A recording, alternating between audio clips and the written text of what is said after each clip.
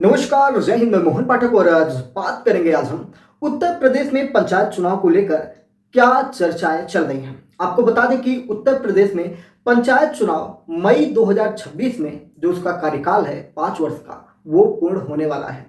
सब कुछ डिटेल में चर्चा करेंगे, सब कुछ बताएंगे और देश में कितने प्रकार के चुनाव होते हैं। जो 4 प्रकार के चुनाव होते हैं, लोकसभा, राज्यसभा, विधानसभा और पंचायत और साथ में नगर पालिका चुनाव। तो पंचायत और नगर पालिका एक ही साथ होते हैं, इनके बारे में डिटेल से चर्चा करेंगे। और उत्तर प्रदेश के 75 जिलों में कितने ग्राम पंचायत हैं, उन सारी चीज़ों के बारे में डिटेल से चर्चा करेंगे।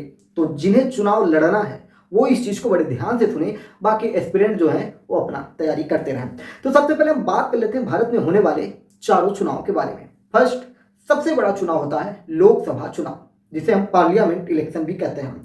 इसे सामान्य चुनाव भी कहा जाता है, इसलिए कहा जाता है कि इसमें जनता डायरेक्ट अपना नेता चुनती है, जिसे हम क्या कहते हैं, एमपी, मेंबर ऑफ पार्लियामेंट कह देते हैं। जो हमारे देश के सांसद होते हैं, जो संसद भवन में बैठते हैं और इनका कार्यकाल 5 वर्ष के लिए होता है। जो आपके देश के प्रधानमंत्री हैं वो इन्हीं चुने हुए सांसदों में से संसद दल का नेता जो बनता है उसे ही सांसद पद पर होते हुए एक प्रधानमंत्री का पद दिया जाता है। ठीक है, तो पार्लियामेंट में 543 लोकसभा सीटों के लिए चुनाव होता है और लोकसभा की सबसे ज़्यादा सीटें अगर हम बात करें तो अपने ही उत्तर प्रदेश में हो जाती हैं और सबसे कम सीटें सिक्किम, नागालैंड और मिजोरम में हैं, जहाँ पे एक एक सीट हो जाती है और इन सीटों पर चुनाव का आयोजन किया जाता है। दूसरा जो चुनाव है, बड़ा चुनाव, राज्यसभा। ठीक है, राज्यसभा चुनाव हो जाता है और राज्यसभा चुनाव एक ऐसा चुनाव होता है जो एक बेहतरीन परंपरा है भारत की, जिसमें एक अस्थाई सदन के रूप में इसे जाना जाता है, अस्थाई सदन के रूप में स्थापित है। यानी कि समझिए, लोकसभा का कार्यकाल 5 वर्ष का होता है, लेकिन राज्यसभा का कार्यकाल 6 वर्ष का होता है। और राज्यसभा जो है इसमें प्रत्येक 2 वर्ष पर चुनाव होते रहते हैं, जिससे कि यहाँ की सीटें खाली कभी नहीं हो पाती हैं। अभी भी चुनाव चल रहा है किस राज्य में, कमेंट बॉक्स में बताइए। फिलहाल शायद मुझे लग रहा है हरियाणा में चल रहा है। ठीक है, और अभी बिहार से भी हुआ था, जिसमें भोजपुरी के सुपरस्टार पवन सिंह का नाम निकल के आ रहा था कि उनको राज्यसभा भेजा जाएगा, लेकिन ऐसा हुआ नहीं, किसी और को भेज दिया गया। ठीक है, तो विधानसभा चुनाव के बाद आता है आपका राज्यसभा चुनाव, जिसके बारे में हम बात कर रहे थे कि लोकसभा चुनाव के बाद राज्यसभा की बात कर रहे थे हम लोग। तो जिसमें हमने आपको बताया कि इसमें जनता जो है प्रत्यक्ष वोट नहीं करती है। प्रत्यक्ष का मतलब डायरेक्ट चुनाव, जैसे लोकसभा में सांसद के लिए वोट किया जाता है, इसमें नहीं होता, यानी कि अप्रत्यक्ष वोट किया जाता है। इस चुनाव में लोकसभा और विधानसभा के चुने हुए प्रतिनिधि मिलकर राज्यसभा के सदस्य को चुनते हैं और राज्यसभा को उच्च सदन के रूप में हम जानते हैं। लोकसभा निम्न सदन, राज्यसभा उच्च सदन हो जाता है। विधानसभा चुनाव की बात करें तो विधानसभा चुनाव प्रत्येक राज्यों में मुख्यमंत्री चुनने का कार्य करती है। प्रत्येक राज्यों में, प्रत्येक जिले में विधानसभाएं होती हैं। उन विधानसभाओं में जैसे एक लोकसभा हुआ तो एक लोकसभा क्षेत्र के अंदर कई विधानसभाएं हो सकती हैं। ठीक है, तो विधानसभा के चुने हुए प्रत्याशी जिन्हें हम एमएलए कहते हैं। ठीक है, MP, member of parliament Lok Sabha में, और एमएलए जो होते हैं वो विधायक होते हैं। और विधायक जी कहाँ बैठते हैं, उत्तर प्रदेश के लखनऊ में, यानी कि राज्य की राजधानियों में विधानसभा होती है, उसमें बैठते हैं और इनका कार्यकाल भी 5 वर्ष होता है। ठीक है, और इसी तरीके से विधान परिषद भी होती है, जैसे राज्यसभा होती है उसी तरह विधान परिषद होती है। तो प्रत्येक राज्यों में होती है, लेकिन भारत के सभी राज्यों में विधान परिषद नहीं है, उत्तर प्रदेश में है। ठीक है, तो इसके बाद हम बात करते हैं, हमने 3 चुनाव जान लिए, लोकसभा, राज्यसभा और विधानसभा। अब जानेंगे अपने टॉपिक पे आ जाएंगे, जो उत्तर प्रदेश का मामला हम आपको बताने की कोशिश कर रहे थे। तो उत्तर प्रदेश का जो चुनाव है, पंचायत चुनाव, ठीक है, इसमें हम बात कर रहे हैं पंचायत या नगर निगम चुनाव, नगर पालिका, नगर परिषद की बातें आप सुनते होंगे। आइए उत्तर प्रदेश की बात करते हैं। पहले हम 2021 की बात कर लें, जब चुनाव हुआ था। 2021 से अगर 5+ करेंगे तो 2026 आ जाता है। 2021 में चुनाव की बात करें तो उसमें कोविड-19 था, और आपको पता होगा कि वोटिंग के दौरान कोविड-19 चल रहा था, लॉकडाउन भी चल रहा था और रैलियां निकालने पर, बहुत सारी चीज़ों पर प्रतिबंध थे। लेकिन चुनाव के दौरान कौन प्रतिबंधों को मानता है। तो इसमें कोविड-19 की दूसरी लहर चल रही थी और इस चरण में जो काउंटिंग हुई थी 2 मई को हुई थी और उसमें ग्राम पंचायतों का रिजल्ट आया हुआ था। आपको बता दें कि ये 4 चरणों में चुनाव हुआ था। पहला चरण था 15 अप्रैल को, जो 18 जिलों में चुनाव हुआ था। दूसरा चरण 19 अप्रैल को था, जो 20 जिलों में चुनाव हुआ था। और तीसरा चरण जो था 26 अप्रैल को हुआ था, जिसमें 20 जिले शामिल थे। और 29 अप्रैल को जो चुनाव हुआ था चौथे चरण का, इसमें 17 जिले शामिल हुए थे। अगर हम सभी को जोड़ लें 18, 20, 26 और 29, तो लगभग 75 जिले आपके हो जाएंगे। तो ये जो है,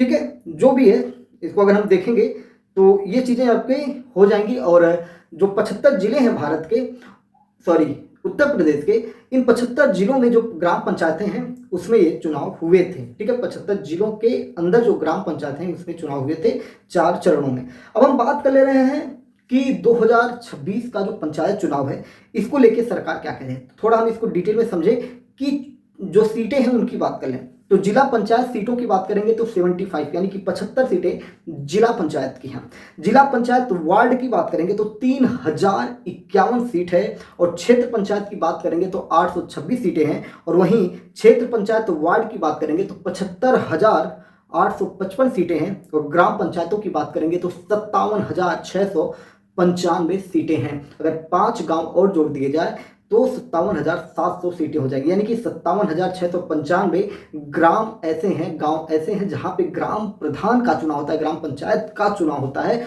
बाकी 75,855 क्षेत्र पंचायत वार्ड हो जाते हैं।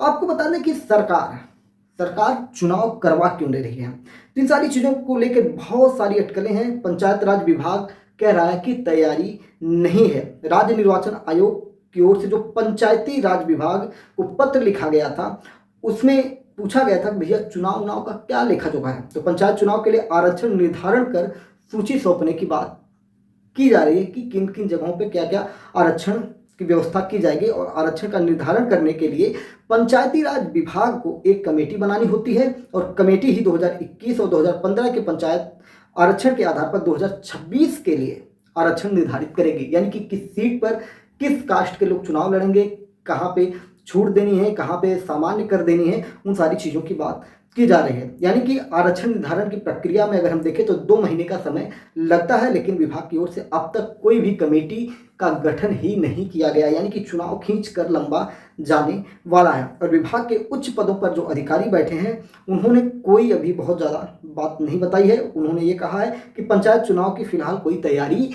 नहीं है। तो ध्यान में रखिएगा कि ग्राम पंचायत का चुनाव 2026 में होना मेरे हिसाब से अभी के लिए फिलहाल मुमकिन नहीं है। मैंने 1 साल पहले ही आपको ये अवगत करवाया था कि सरकार जो है पंचायत चुनाव को डिले करेगी। ब्लॉक प्रमुखी की जो चुनाव होते हैं उनको भी डिले करने वाली है।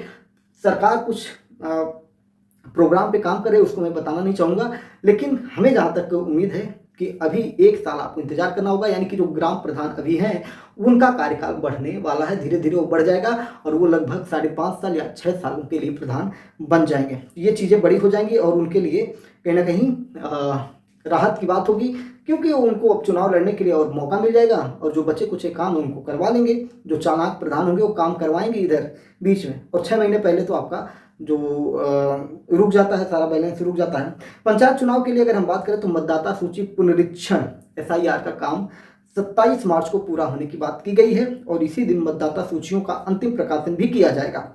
सरकार और राज्य निर्वाचन आयोग की ओर से अप्रैल मई में ही पंचायत चुनाव कराने की तैयारी थी। लेकिन अब प्रदेश का बड़ा प्रशासनिक, शिक्षक और कर्मचारी अमला जनगणना के लिए हाउस लिस्टिंग के लिए कार्य में जुटेगा। यानी कि इसी बीच जनगणना का भी काम होगा। तो कोई खाली ही नहीं है। चुनाव करवाता कौन है? लेखपाल करवाते हैं, प्राइमरी स्कूल के टीचर करवाते हैं, जूनियर स्कूल के टीचर, मतलब ये टीचर वगैरह मिलके चुनाव करवाते हैं। और ये चुनाव अभी देखने लायक नहीं है। यानी कि अगर हम बात करें तो सितंबर तक हाउस लिस्टिंग का काम चलेगा। और उससे पहले किसी भी प्रकार से विधानसभा चुनाव की तैयारियां शुरू हो सकती हैं। यानी कि आप समझ रहे हैं कि उत्तर प्रदेश में पहले विधानसभा का चुनाव होगा, फिर उसके बाद ग्राम पंचायत और ब्लॉक प्रमुख का चुनाव होगा। ऐसा मैं बार बार कह रहा था। अभी फिलहाल कुछ दिन पहले हम लोग बैठे थे और कुछ प्रत्याशी भी थे जो ब्लॉक प्रमुख का चुनाव लड़ रहे हैं।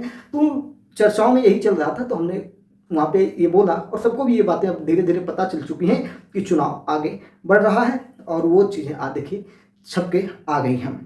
और ऐसे में सब कुछ सारे लोग जो हैं पंचायत चुनाव को छोड़ के अब विधानसभा चुनाव में लग गए हैं। और आप देख रहे होंगे कि 2 मई 2026 को पंचायत का जो कार्यकाल है वो खत्म हो जाएगा और 2 मई को ही रिजल्ट आया हुआ था और इसी हिसाब से अगर हम देखें तो ये सारी चीज़ें होनी चाहिए। यूपी में पंचायतों की स्थिति की बात करें तो 57,695 ग्राम पंचायत है और 826 क्षेत्र पंचायत है, यानी कि आपका